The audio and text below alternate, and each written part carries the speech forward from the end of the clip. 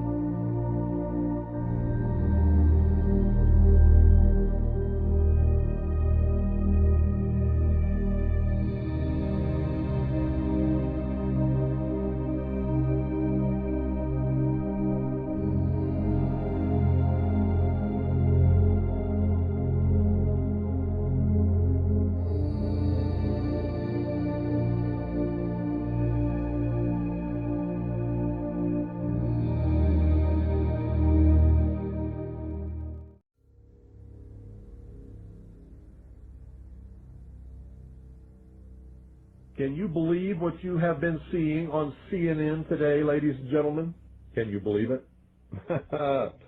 Supposedly, a CNN reporter found Osama bin Laden, took a television camera crew with him, went into Osama bin Laden's hideout, interviewed him and his top leadership, his top lieutenants and colonels and generals in their hideout. This is a CNN reporter with a camera crew. And he came out and told everybody, within 3 weeks, Osama bin Laden is going to attack the United States and Israel.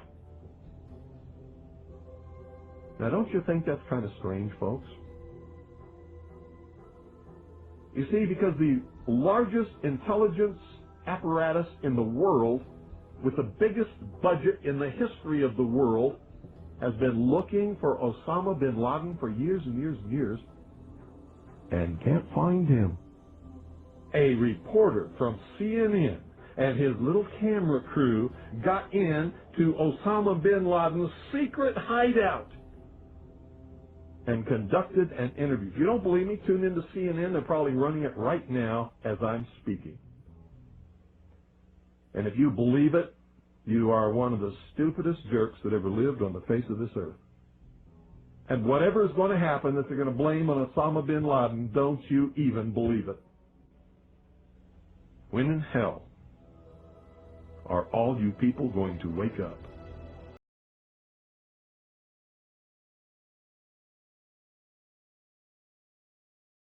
This crusade, this war on terrorism, is going to take a while, and the American people must be patient.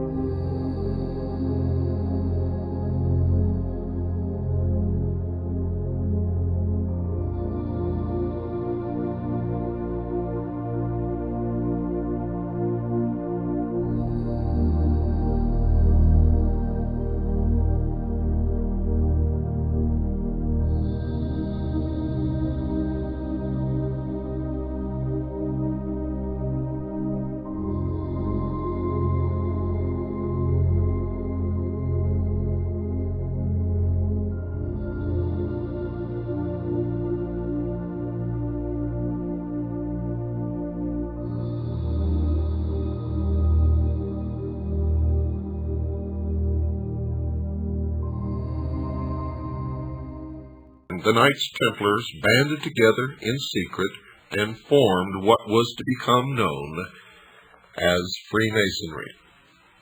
Now the legend goes that Freemasonry sprang up from ancient stonecutters' guilds and the men who built the stone buildings of the age.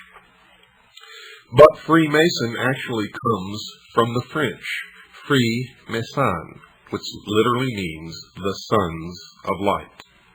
Which light? Well, certainly in researching the problem, it is not the light of Christ. It is the light of the fallen angel of light. For when they were forsaken by the church, by Christ's vicar on earth, the Pope, they spurned God and turned to Lucifer. They held to the Luciferian philosophy that the gift of intellect by Lucifer, through his agent Satan, would in its turn make man God. These men were always on the run. They took the hidden Templar wealth and built a financial empire that stands to this day as the most powerful on the earth. Jews who had traditionally been persecuted throughout Europe flocked to the hidden temple. For there they could believe as they wished and worship whatever god they wished, for all were welcome. Many of the Templars running to ground flocked to England and to Scotland, where they fought for Robert the Bruce, who was engaged in an intense battle with the King of England. Now, let me regress just a little bit. King William the Lion, who was born in 1165 and died in 1214, had a daughter, Isabel of Scotland. Well, Isabel married a certain Robert Rose. Robert Rose was a Knight Templar who was heavily involved in the first efforts and was very successful at international banking. Plus, he established the first overt and covert international intelligence gathering organization, which all subsequent intelligence organizations have been based upon since. His son, Sir William Roos, and his daughter Lucy Roos figure prominently in the story to follow. Lucy married Sir Robert Plumpton.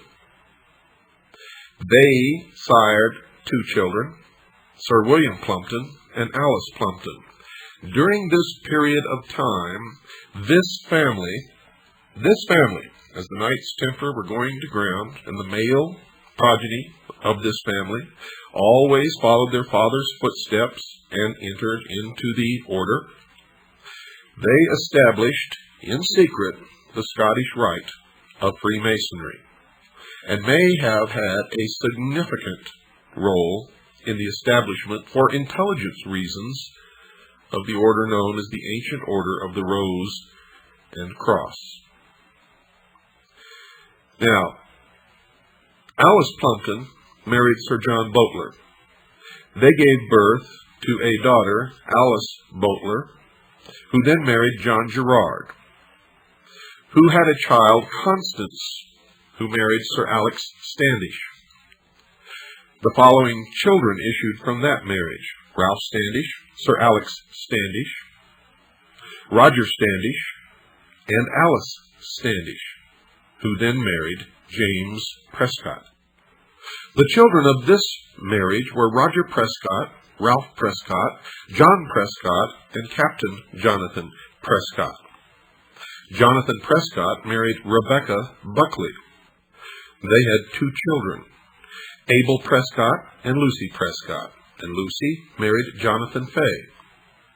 They sired three children, Samuel Prescott Phillips Fay, Samuel Howard Fay, and Harriet Eleanor Fay. Harriet married Reverend James Smith Bush, son of merchant Obadiah Bush. Their son, Samuel Prescott Bush, became the president of Buckeye Steel Castings Company of Ohio, a pioneer family of Franklin, Ohio, between Dayton and Cincinnati, and was one of the members of the Golden Circle and Order of the Quest, also known as the Jason Society, which gave issue to most of the political elite of the United States of America, who are, by the way, all, and I mean all without exception, related to each other. Now, Samuel Prescott Bush married, and his son Prescott Bush became a U.S. Senator from Connecticut, the Director of Prudential Insurance, the Director of CBS, a partner in Brown Brother Harriman, Chairman, National Republican Finance Committee, funds placed in Merrill Lynch accounts in Switzerland under the guidance of Donald Reagan.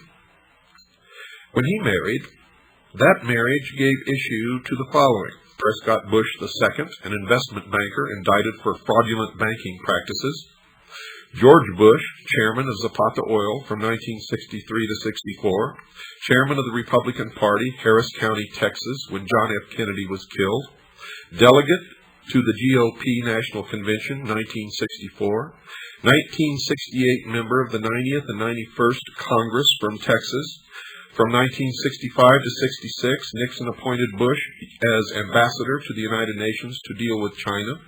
He was the director of the Central Intelligence Agency, chairman of the National GOP Party, vice president of the United States of America, and president of the United States of America. 4 other children were William H. Bush, James Bush, Jonathan Bush, and Nancy, who married Alex Ellis. The issue of George and Barbara Bush was Dorothy, who married William LeBond, John Ellis Bush, Neil Bush, son of the director of CIA, becomes director of Silverado Savings and Loan and launders CIA drug money. Silverado loses over $100 million and Neil goes unpunished. And the 2 other children, Marvin Pierce Bush and George Bush II.